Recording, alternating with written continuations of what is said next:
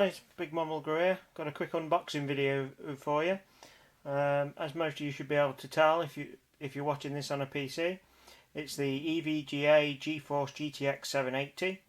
It's got 3GB GDDR5.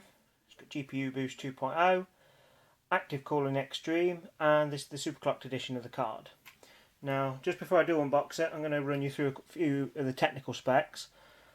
This card will draw a maximum of 250 watts of power.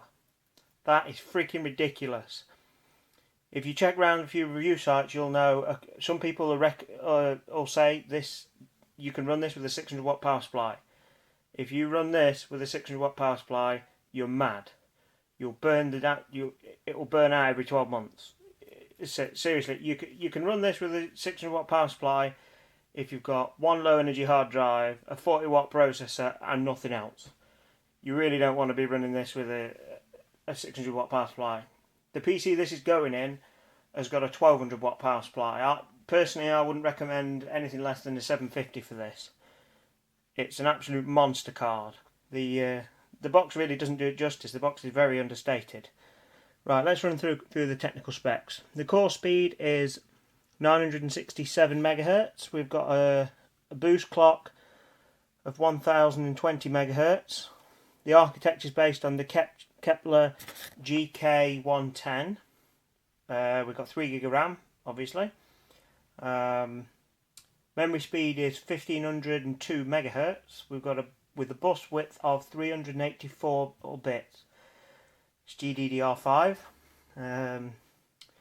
Memory bandwidth is a whopping 288.4 gigabytes per second. That's huge. That's huge. It's based on 28 nanometer technology.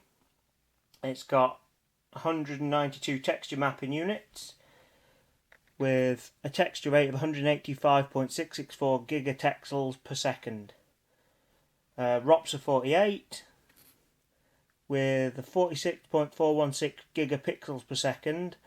It's got 2,304 shader processing units, and it'll run at a whopping resolution of 4096 by 2160. This is a pretty beast. So you get this, you're going to be ready for 4K monitors. It's got 2 DVI ports, a display port, and a HDMI port naturally. Anything at this end that hasn't got a good selection like that is serious waste of money. This card is actually faster than a stock Titan, which, considering the price point it's at, is absolutely mad. It's at the supplier I got this from, it was about £100 cheaper than the cheapest Titan, and this card's faster. So it's brilliant value for money. Right, let's get this unboxed.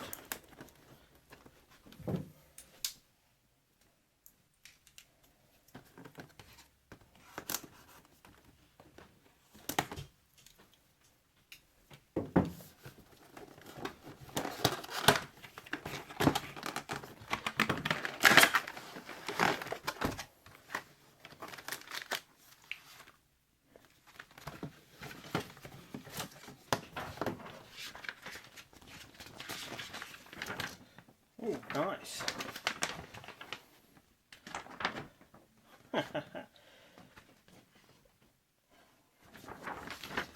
Right, first off we've got a lovely poster that comes with it, which should just about be able to get in.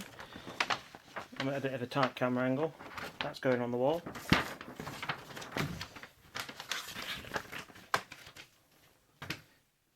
Got some nice showy stickers.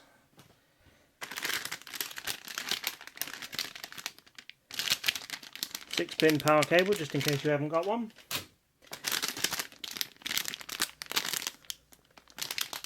Eight-pin power cable, just in case you haven't got one. User guide and drivers, won't be needing those. DVI to VGA adapter. Not that we're ever going to be using a VGA output with this. Lovely hologram sticker to go on the front of your case. Show off. This thing is really heavy, as you'd expect.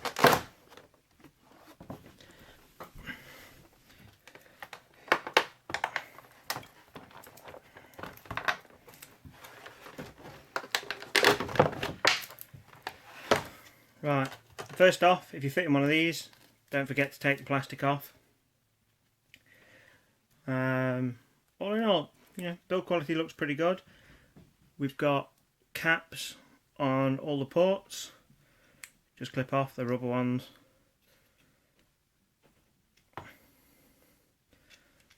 So just a nice neat little touch. We've got a 8 pin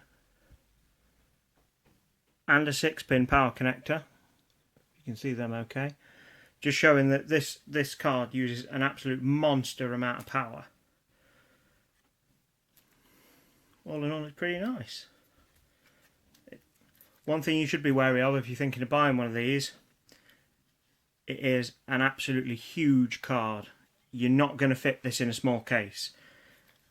This is going in a pretty big case. I forget what exact model, but do check the size of your case before you go fitting one of these. You don't want to get one, go to fit it in your case and just realise you've spent a ton of money on what's effectively going to be an ornament. Right, I think that should about do it. I'll post a review video a little later with some benchmarks and details on my blog. So keep your eye out for those.